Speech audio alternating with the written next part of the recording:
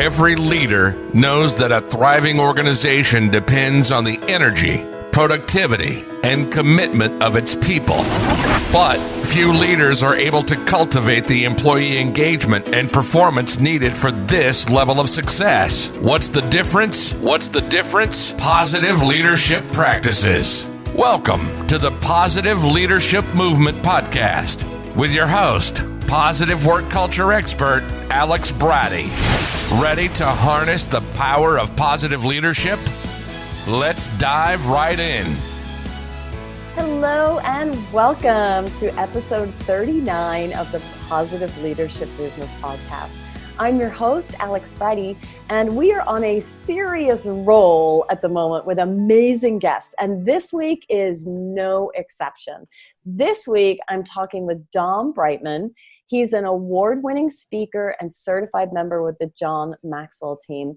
He's also author of Going North, Tips and Techniques to Advance Yourself, and Stay the Course, the Elite Performer's 7 Secret Keys to Sustainable Success. He's also the contributing author for the upcoming book, Crappy to Happy, Sacred Stories of Transformational Joy, which is coming out in the fall of this year. And Dom is host of the top-rated self-help podcast, Going North, that interviews authors from all over the world. His mantra is advance others to advance yourself, which I just love because it is so aligned with positive leadership and everything that we talk about in the show. And I am just so excited and grateful to have him on today. So hi, Dom. Welcome. It's great to have you. And it's great to be on with you, Alex. It's great to be on. Thanks for having me on. Appreciate you. Oh, thank you. Now, okay, so because this is the Positive Leadership Movement podcast, I always kick off the interview by asking what positive leadership means to each guest. So when we talked about this earlier, your response really intrigued me. So can you share with us, what's your definition of positive leadership? Yes, my definition of positive leadership is a cowboy hat wearing cactus. That is my definition of positive leadership. I was messing with you. That's not the definition. That was the reaction I was hoping I would get. But seriously, okay. The definition, though, for positive leadership is actually progressive influence because of the classic John Maxwell. If you read any of his books, he likes to say that leadership is influence, nothing more, nothing less. And positive is all about being progressive, because you can be positive all day and optimistic, but we're all human and we're not all perfect. So it's better to focus on progression instead of perfection. So progressive influence, and that kind of even goes with the desired theme today of mentorship, because I've had countless positive influences in my life, and I still have a lot of them in my life to help me stay focused on what I need to do, and progressive influence is what positive leadership is. Yeah, and I love that you said, progression is more important than perfection. Ain't that the truth? And I am a recovering perfectionist, so I know what this is about. And it takes time to realize that we've got to enjoy the journey. We've got to look at progress. We've got to celebrate those small milestones along the way. So I love that. And yes, as a leader who's having that progressive influence, it's all about helping those that you're helping advance, help them see the progression that they're having. I love that. So tell us a little bit more. I know that mentoring is a big part of your story, and I really want to dive into that today because the listeners here are C-level execs, they're leaders, maybe some of them are mentors, no doubt several of them, most of them will have been mentees at some point to help them along in their career, and maybe they still are, right? We often play both roles at different parts in our lives. So tell us a little bit about your story and the benefits that you have had from having a mentor, what your experience has been. Sure thing. So back in 2012, where we thought that we were going to have the world explode and die when we really just lost Twinkies for a month, got into a car accident on my 21st birthday. And that was one heck of a birthday gift, because that was really one of the few things that really helped me to make a paradigm shift into another direction, because on top of that, that was the same year that my father was diagnosed with Alzheimer's because he went out for a drive and he got lost and we had to take away his license.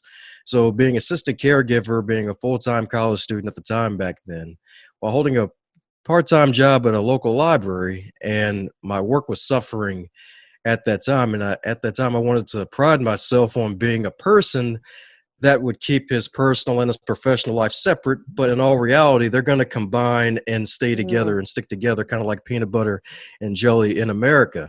And Absolutely. yeah, and it was showing out, it was seeping out, and I didn't even realize it. And I was lacking that awareness. And my boss had to call me in that day and just point out these things where I was screwing up. There's some miscommunication issues, some tasks that I thought I completed correctly that really wasn't up to speed where it usually was, because I was working at that place for a good 5 years up to that point.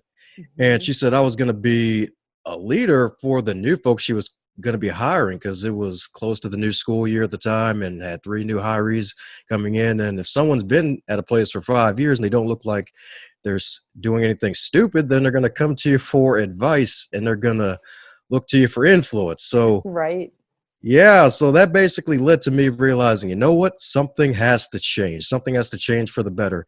And not just coins and Benjamins either. Something has to change for the better. So I went to the leadership section of the library and I picked up one of John Maxwell's books and changed my life for the better, became a voracious reader, reading 50 plus books a year. And not only that, taking advice, at least some advice from every single book, and trying to apply it to my life for the better, and just really taking those tools to help me to better myself and really analyze what's around me, because I had great folks around me, like this guy I would emulate. We'll call him Ralph Dog, for example. He was good with the customers, always flirting with the ladies jokingly just to make them smile, and being able to diffuse any angry customer, shelving carts at rapid pace speed, and being able to have mentors like that to my boss as well, who always is bettering herself, because she actually had another career for a good 20 years before taking on the job at the time. And just people like those, and people outside of the work, that helped me to get to where I currently am, of being an author and a certified leadership trainer. I love that. And, you know, when you talk about that story, there are different mentors that you had there. So you had a mentor who was in a book, right? John Maxwell, until you went to his training and probably met him. But until then, he was basically talking to you from the written word. But then you Right. had real life people, whether it be your boss or maybe a colleague, like you mentioned, and you were basically drawing from each of them. And I think that's a really important piece, because your mentor doesn't always have to be your boss or your supervisor. And sometimes it's not. Sometimes it's better to look beyond that, right? So I love that you had these different inputs. Yes, one was your boss, but you had mentors in other places as well. Oh yeah, yeah, because I really was in sponge mode, especially with the whole 20-something-year-old brain that everybody has at one point, where you just basically absorb all the moisture of all the wisdom and knowledge from stuff that's around you. Heck, even some of the bad stuff too that you have to unlearn later in life, but Mhm. really absorbing all of that and then just squeezing it out later. Yeah, it's it's so darn true. I love it. And I'm curious. So you were working in a library for 5 years before this moment happened, and you realized, okay, I really got to make a change here. And you went over to that leadership section in the library and you started, as you said, sponging, just reading everything and absorbing it.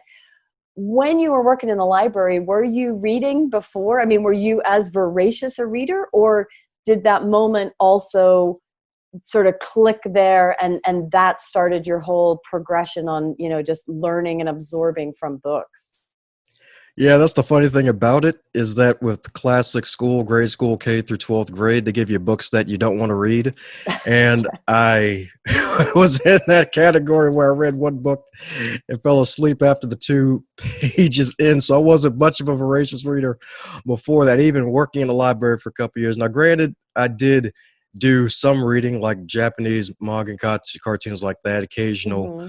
book on time management, because procrastination was a huge thing that I had to deal with at the time. But No, it was after 2012 where I kind of fell back into loving books again. It's kind of funny how you drift off from certain things. It's kind of like the whole old ancient book where it says train up a child in the way that he or she should go. It's the way they don't depart from it.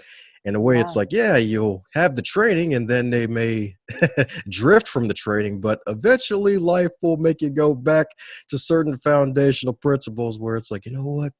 This thing is good. Let me stick with a good thing here. Yeah, no, I love it. And I think also, one part of that story as well is sometimes our mentors or the source of our mentors are literally right in front of us and we don't realize it, right? Like there you were in a library where, you can go to any section and absorb information. And, given your prior experiences, like you said, it wasn't really in your nature to do that. But then you were confronted with it and you're like, wait a minute, I've got like this resource literally right here. I'm working here all the time. How about I use that, right? And I think that happens to a lot of us. We don't really look around and see, okay, actually who might or what might be able to help me here if I'm trying to get to that next level or I'm trying to improve, Oh yeah, you could say that again. It's like we got gold beneath our feet. We just don't actually stop, pause, and start digging a bit. Yeah, absolutely. So tell me, I know you talk about the 3 benefits of having a mentor. What are those? Sure thing. One of the benefits to having a mentor is that it lessens your learning curve. It's like you have this big chasm of knowledge and information, but then you have a mentor and actually take their advice, and then the chasm just starts closing, and then it's kind of like the whole Red Sea thing. You can walk through the middle.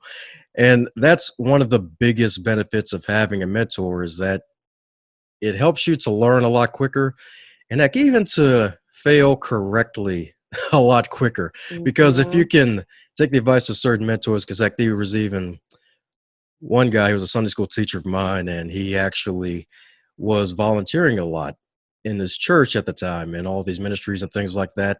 And he volunteered himself into being burnt out. So that can be something for even nonprofit leaders to keep in mind too. It's like it's great to help out people, but learning from other people who've been there before, remembering to make sure you save a little in the tank for yourself so you don't lead on empty. So that's one of the benefits of mentoring is that you get to not only make your learning curve a lot smaller, also you get to fail a lot more quicker but correctly as opposed to failing fast and having no reflection time, because a lot of folks tend to fail and they may or basically turn their L's into lessons, but some people they just take that L, that loss, but they don't turn it into a lesson. They're like, oh crap, I Right. failed this thing, I didn't get that sale, maybe I was too pushy, they didn't maybe Mhm. see where they may have failed in that regard. So those are just two. And just a third benefit of mentoring would be the fact that you also will have a guide, heck, even on the side, to be honest, of as you go along in certain paths of your career or certain endeavors too. So those are just a few of the powerful benefits of mentoring.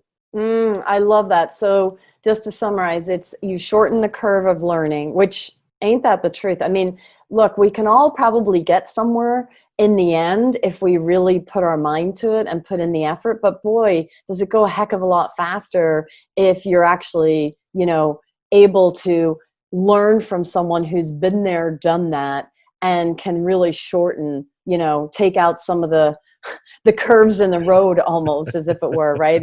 I mean, no line is a straight line in life, but it certainly helps to straighten it out a little bit. So it's the shortening the curve.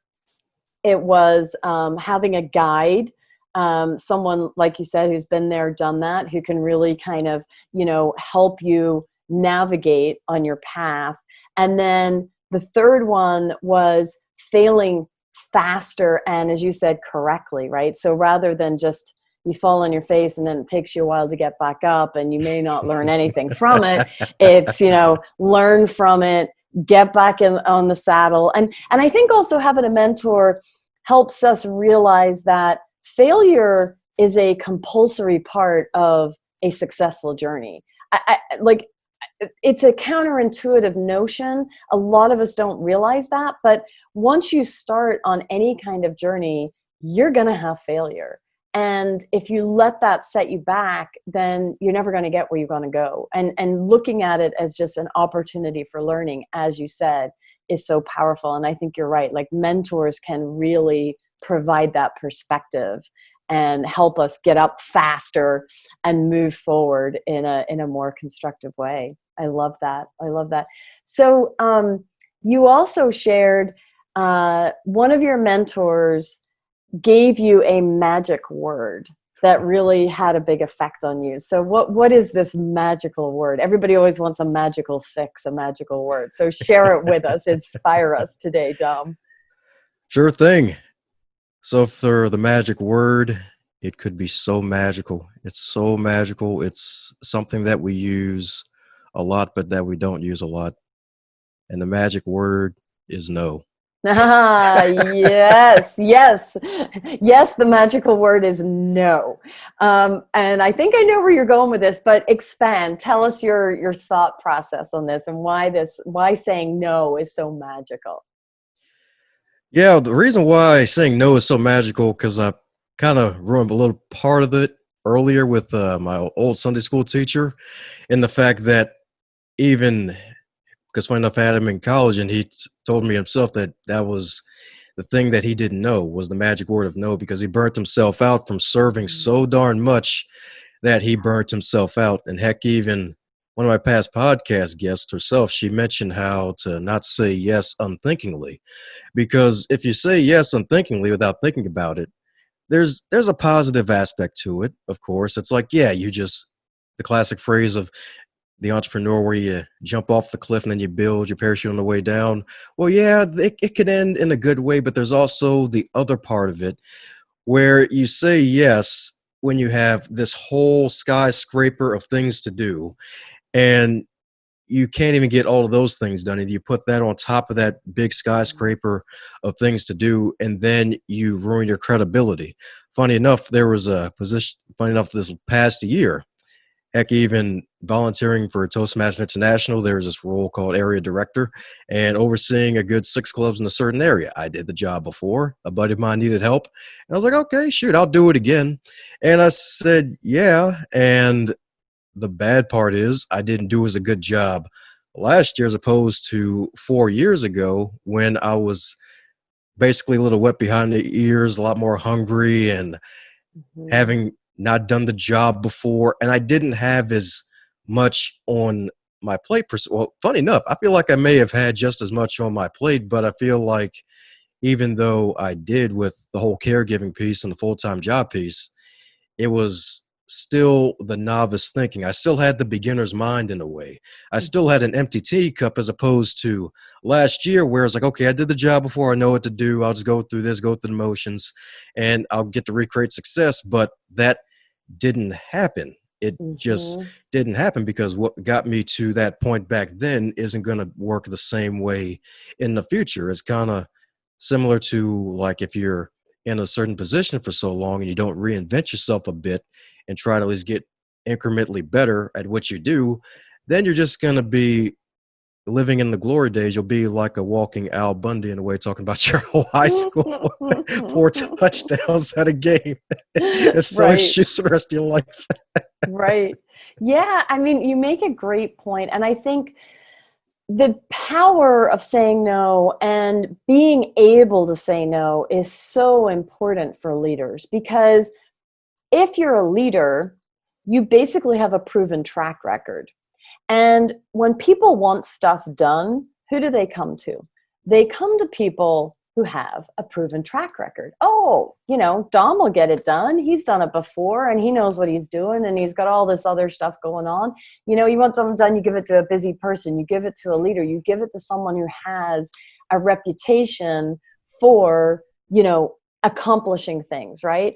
And as leaders, it can feel somewhat flattering when people ask us, hey, can you lead this? Or can you be part of this? Or can you be on this committee? Or, hey, could you take this other project on?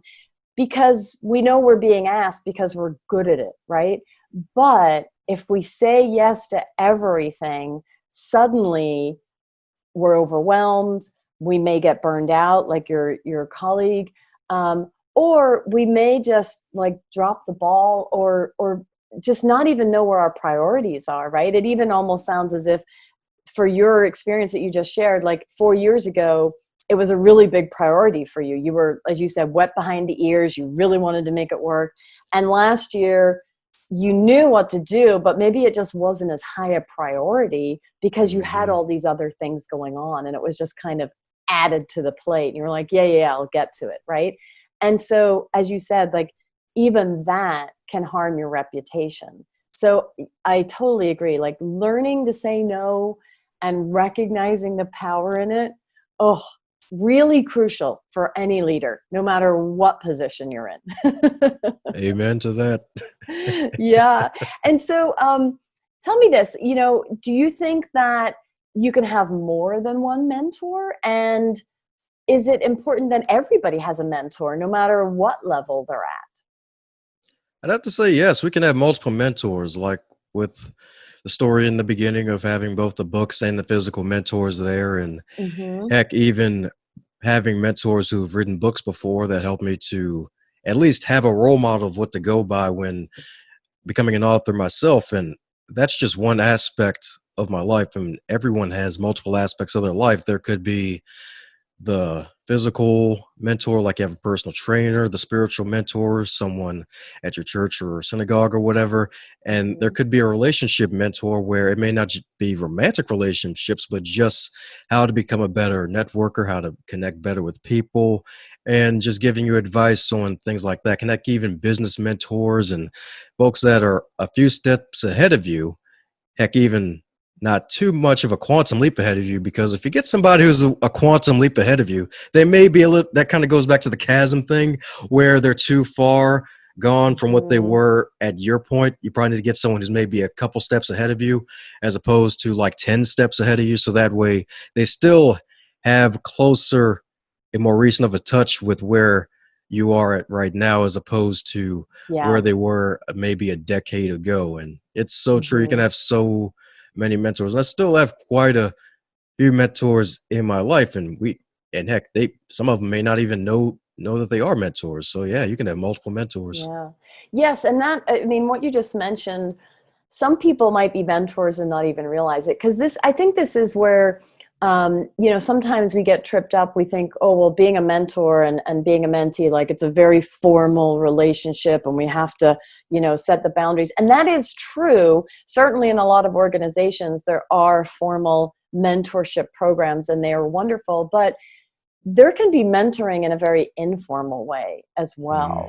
And so, like, a lot of what we've been talking about so far has been, your experience as a mentee, and having different mentors. But how about on the other side? Because you now mentor people. So as a mentor, what are the benefits that you get from the relationship, right? Because we've talked about the mentee, and it is kind of obvious what a mentee gets from being in that kind of relationship. But how about as a mentor? Because obviously this is a thing where if you say yes to it, right, instead of no, you are going to have to spend time. You're going to have to give it thought. It's going to have to be a priority.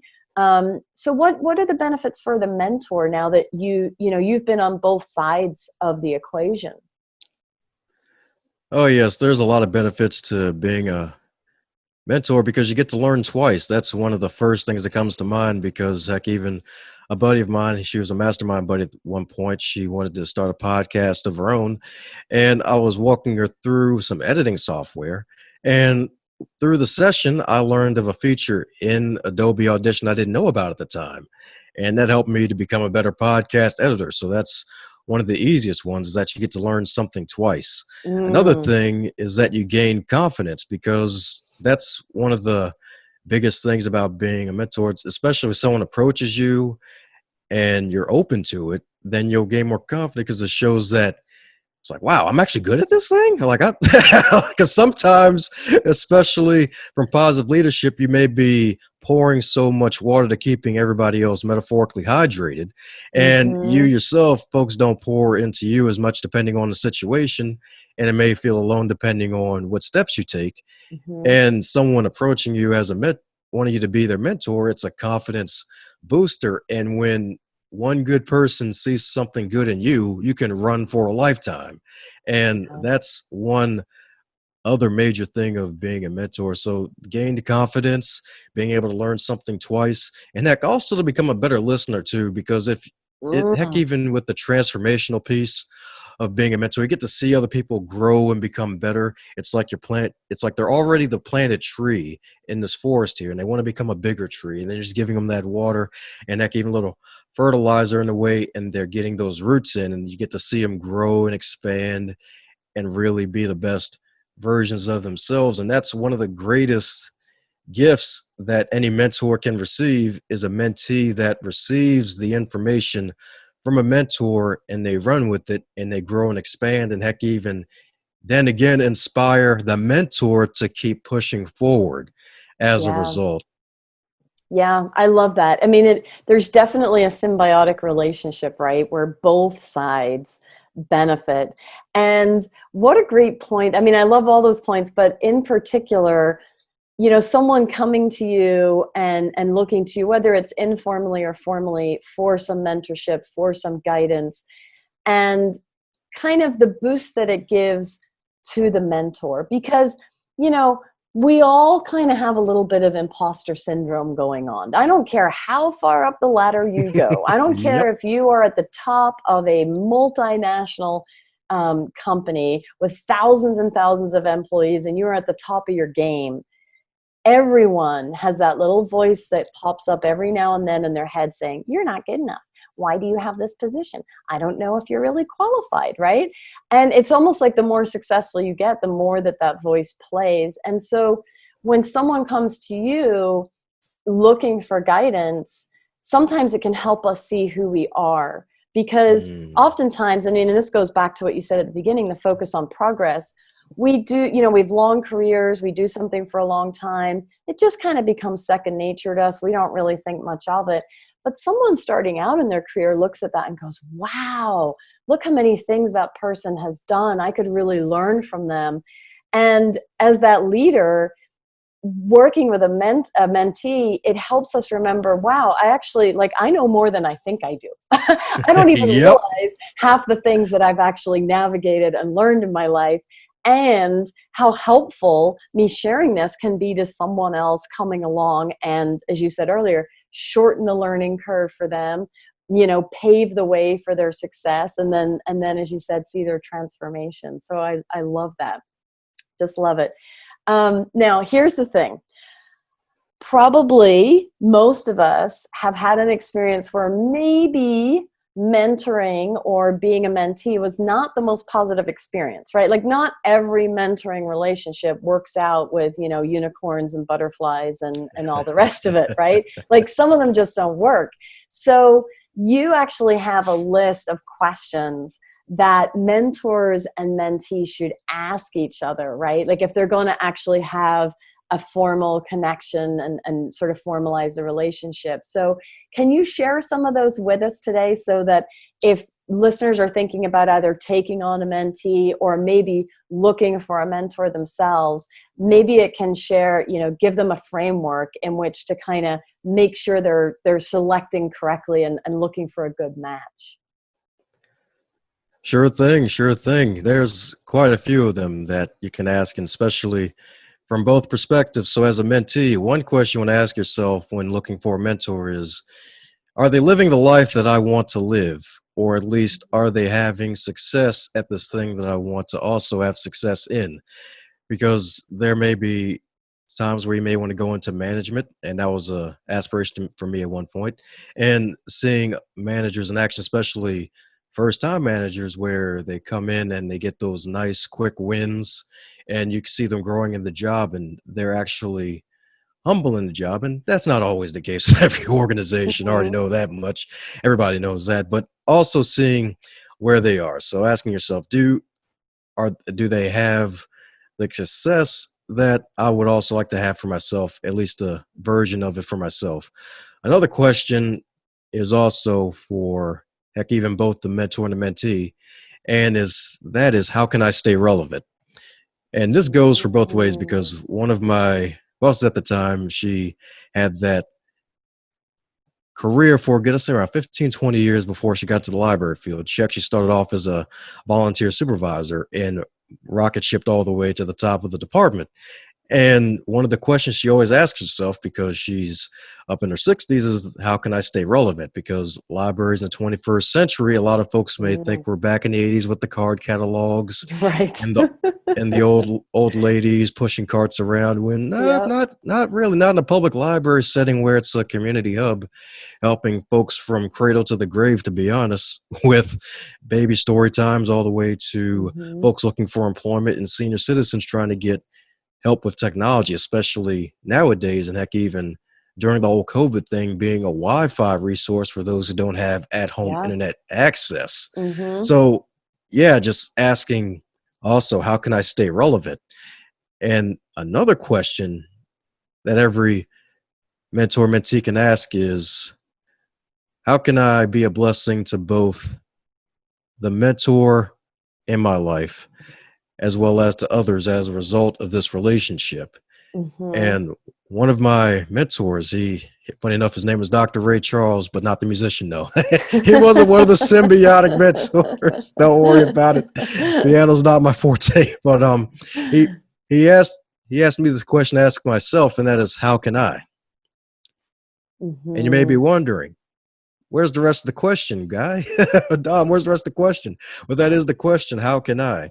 Because there's also the fact that where we need to put some thinking into our life, if one, we don't think, but we also need to think more often.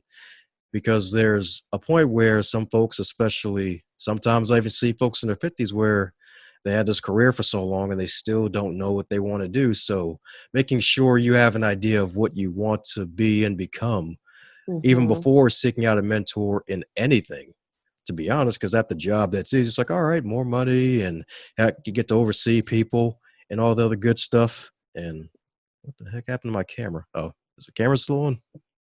Okay, Yeah. okay, good. Yeah, we Okay, still got you.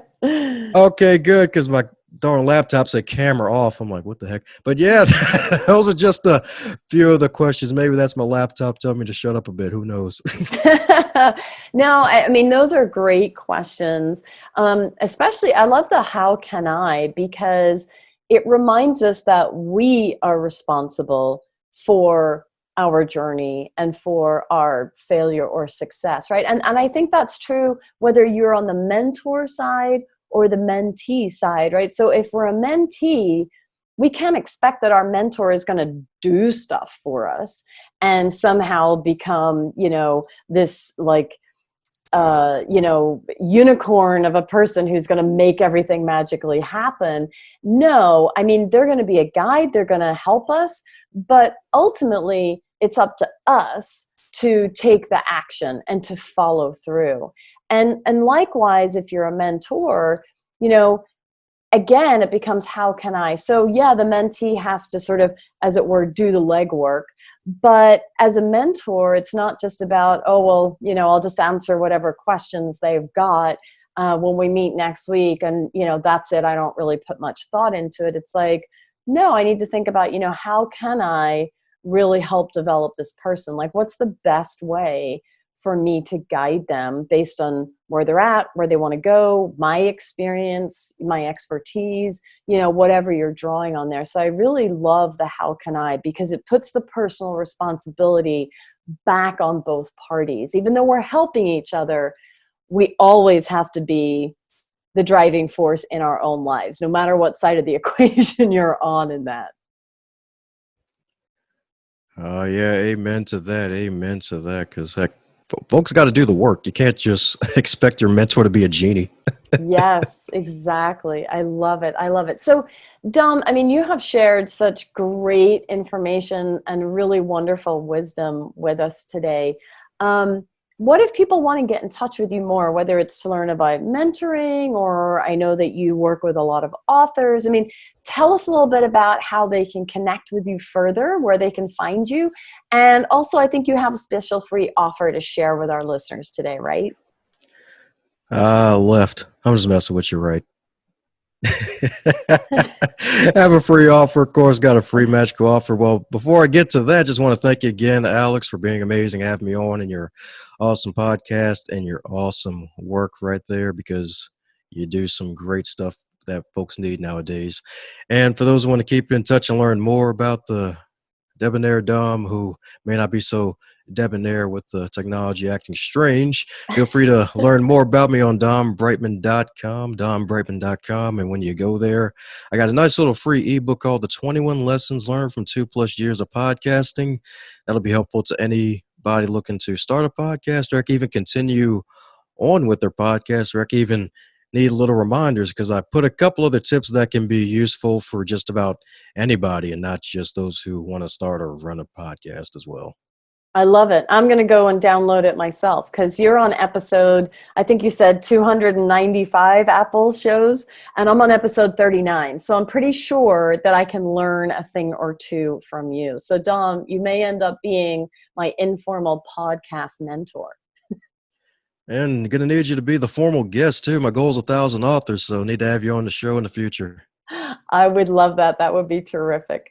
Dom, thank you so much for joining the Positive Leadership Movement today. I know our listeners will get so much value from what you shared, and maybe inspire some of them to get involved in mentoring if they haven't already, whether it's as being a mentee to help them move to another level or learn a new skill, or to be a mentor to those who are coming along behind them and help them with their journey. So thank you, because this whole piece of mentoring, I think, is really a big part of being a positive leader. And as you said, the progressive influence, helping people progress and helping them advance. So thank you so much for being here today.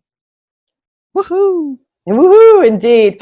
All right, that's it for us from this week.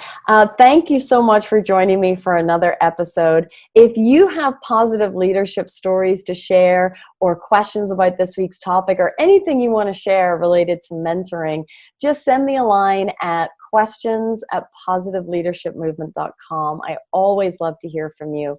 And as always, I want to thank each and every one of you for being part of the Positive Leadership Movement and inspiring me to do what I do every single day.